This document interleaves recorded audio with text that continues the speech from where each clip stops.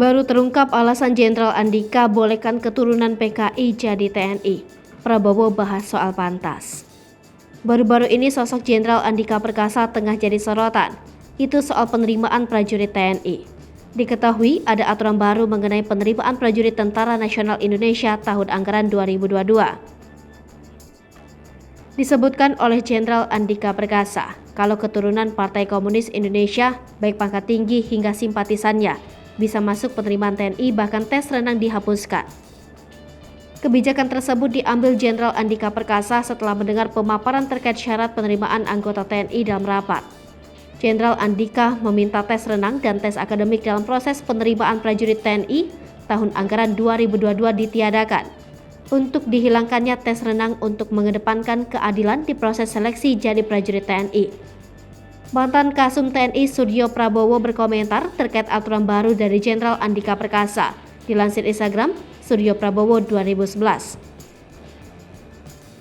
Menurutnya, kalau siapapun tidak bisa memilih lahir dari keluarga mana. Suryo Prabowo menjelaskan dulu ia dilahirkan sebagai anak bangsa Indonesia dan sehat bukan pilihannya.